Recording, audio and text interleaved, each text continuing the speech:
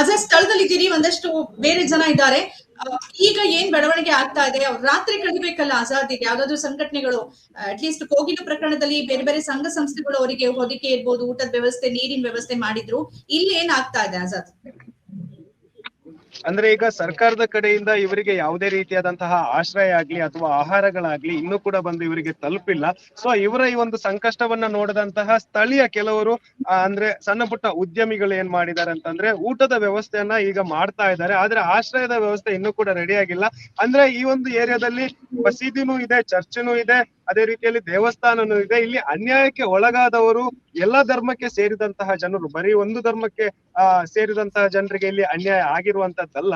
So ಇಲ್ಲಿ ಮಸೀದಿ ಕಡೆಯಿಂದನೂ ಕೂಡ ಆಶ್ರಯಕ್ಕೆ ಕೆಲವೊಂದಷ್ಟು ಜನರನ್ನ ಕರೀತಾ ಇದ್ದಾರೆ. ಮಸೀದಿಯಲ್ಲೂ ಕೂಡ ಆಶ್ರಯ ಪಡಿಬಹುದು. ಅದೇ ರೀತಿಯಲ್ಲಿ ಚರ್ಚ್, ದೇವಸ್ಥಾನದಲ್ಲೂ ಕೂಡ ಈ ರೀತಿಯ ಅವರಿಗೊಂದು ಒಂದು ಮಾನವೀಯತೆ ದೃಷ್ಟಿಯಲ್ಲಿ ಈ ಒಂದು ವ್ಯವಸ್ಥೆಯನ್ನ ಮಾಡ್ತಾ ಇದ್ದಾರೆ. ಹೊರತಾಗಿ ಸರ್ಕಾರದಿಂದ ಯಾವುದೇ ರೀತಿಯಾದಂತಹ ಸೌಲಭ್ಯ ಆಗ್ಲಿ ಇನ್ನೂ ಕೂಡ ಇಲ್ಲಿ ಬಂದು ತಲುಪಿಲ್ಲ. ಸರ್ಕಾರದ ಜನಪ್ರತಿನಿಧಿಗಳು ಕೂಡ ಇಲ್ಲಿ ಬಂದು ಯಾರು ಕೂಡ ಬಂದು ಇಲ್ಲಿನ ಇವರ ಸಂಕಷ್ಟವನ್ನ ನೋಡಿಲ್ಲ.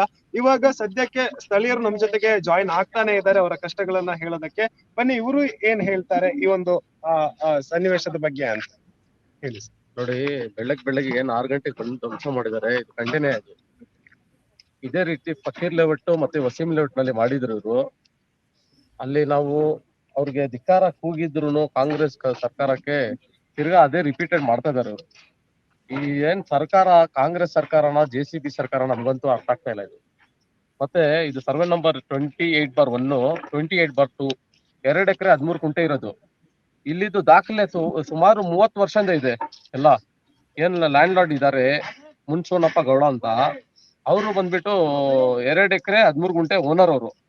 30 ವರ್ಷ ಮುಂಚೆನೆ GPN ಮಾಡ್ಕೊಟ್ಟಿದ್ದಾರೆ, ರಿಜಿಸ್ಟ್ರೇಷನ್ ಮಾಡ್ಕೊಟ್ಟಿದ್ದಾರೆ, ಅಪ್ ಟು ಡೇಟ್ ಖಾತಾ ಇದೆ, ಟ್ಯಾಕ್ಸ್ ಇದೆ, ಎಲೆಕ್ಟ್ರಿಸಿಟಿ ಬಿಲ್ ಇದೆ. ಮತ್ತೆ ನಮ್ದು ಏನಂದ್ರೆ ಪ್ರಶ್ನೆ, ಇವಾಗ ರೀಸೆಂಟ್ಲಿ ರಿಜಿಸ್ಟ್ರೇಷನ್ ಆಗಿದೆ ಇದೇ ಲ್ಯಾಂಡ್ ನಲ್ಲಿ. ಏನ್ ಅವ್ನ್ ಸಬ್ ರಿಜಿಸ್ಟರ್ ಅಷ್ಟು ಬುದ್ಧಿಲ್ಲ ನಮ್ಗೆ, ರಿಜಿಸ್ಟ್ರೇಷನ್ ಮಾಡ್ಕೊಡ್ತಾನೆ, ಬೇರೆ ಸ್ಟಾಂಪ್ ಡ್ಯೂಟಿ ಅಮೆಂಟ್ ಬೇಕಾ, ಬೇರೆ ಗೌರ್ಮೆಂಟ್ ಗೆ ಬೆನಿಫಿಟ್ ಮಾಡ್ತಾರ ಇಲ್ಲಿ. ಜನರಿಗೆ ರೋಡ್ಗೆ ಬೀದಿಗೆ ತಗೊಂಡ್ಬಂದು ಬೀಡಿ ಪಾಲ್ ಮಾಡಿಕ್ಕಿದ್ದಾರೆ ಇವ್ರೆಲ್ಲ. ಸರ್ಕಾರಿ ಏನು BD ಅವ್ರು ಮತ್ತೆ ಏನು ಸರ್ಕಾರ ಇದೆ, ಗೌರ್ಮೆಂಟ್ ಸರ್ಕಾರ, ನಮ್ ಕಾಂಗ್ರೆಸ್ ಸರ್ಕಾರ ರೋಡ್ ಮಾಡಿ ಬಿಟ್ಟಿದ್ದಾರೆ. ಯಾರು ಕೇಳೋರು ಇಲ್ಲ. ನಮ್ಮ MLA ಅಂತೂ ಕೃಷ್ಣ ಬೈರೇಗೌಡರು ಸ್ವಲ್ಪನೂ ನಾಚಿಕೆ ಮಾನ್ಯ ಮರದಿ ಏನಿಲ್ಲ. ಯಾವ್ದಾದ್ರು ಒಂದ್ ಇಶ್ಯೂಗಾದ್ರೂ ಸಹ ಇಲ್ಲಿ ಬಂದ್ಬಿಟ್ಟು ಜನರಿಗೆ ಭೇಟಿ ಮಾಡೋಣ ಅಂತ ಅವ್ರು ಇದ್ನಲ್ಲೇ ಒಂದು ಹ್ಯೂಮಿನಿಟಿನೇ ಇಲ್ಲ ಅಪ್ಪನ ಹತ್ರ. ಮತ್ತೆ ನಿಮ್ಗೆ ಗೊತ್ತಿರ್ಬೋದು, ಈ ಸರ್ವೆ ನಂಬರ್ 28/1 ಮತ್ತೆ 28/2 ಅದ್ ಪಕ್ಕಾನೆ DK ಶಿವಕುಮಾರ್ CM ಅವ್ರದ್ದು ಒಂದು 13 ಎಕರೆ ಜಮೀನ್ ಇದೆ.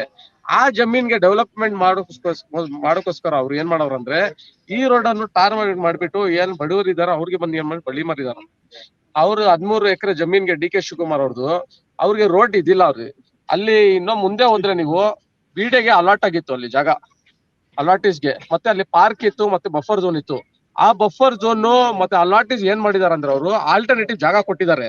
ಬೇರೆ ಇವ್ರ ಜಾಗಕ್ಕೆ ರೋಡ್ ಇಂದ ಆಕ್ಸೆಸ್ ಮಾಡಕ್ಕೆ 100 ಅಡಿ ರೋಡ್, ಮತ್ತೆ ಹೆನ್ನೂರಿಂದ ಇಲ್ಲಿವರೆಗೂ, ತಿರ್ಗಾ ಇಲ್ಲಿಂದ ಎಕ್ಸಿಟ್ ಮಾಡಕ್ಕೆ ಇಲ್ಲಿಂದ ನಾಗವಾರವರೆಗೂ 60 ಫೀಟ್ ರೋಡ್ ಇದೇ ಸರ್ವೆ ನಂಬರ್ 28/1, 28/2 ನಲ್ಲಿ ಬರೋದು.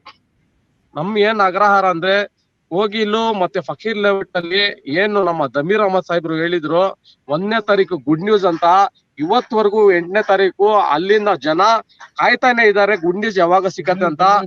ಇಲ್ಲಿ ಬಂದ್ಬಿಟ್ಟು ಆತರ ನಮ್ಗೆ ಏನು ಅನ್ಯಾಯ ಆಗ್ಬಾರ್ದು. ನಮ್ ನ್ಯಾಯ ಸಿಗುವವರೆಗೂ ನಾವು ಹೋರಾಟ ಮಾಡೇ ಮಾಡ್ತೀವಿ ನಾವು.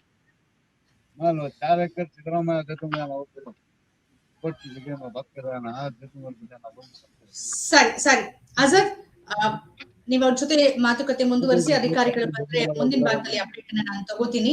ಧನ್ಯವಾದ ಅಲ್ಲಿನ ನಿವಾಸಿಗಳಿಗೆ. ಅವರ ಕಷ್ಟ ಪರಿಹಾರ ಆಗಿ ಹೋರಾಟ ಮುಂದುವರಿಲಿ. ನಿಮಗೂ ಕೂಡ ಅಲ್ಲಿನ ಮಾಹಿತಿಯನ್ನ ಕೊಡಲಿಕ್ಕೆ ಧನ್ಯವಾದ ಆಜಾದ್.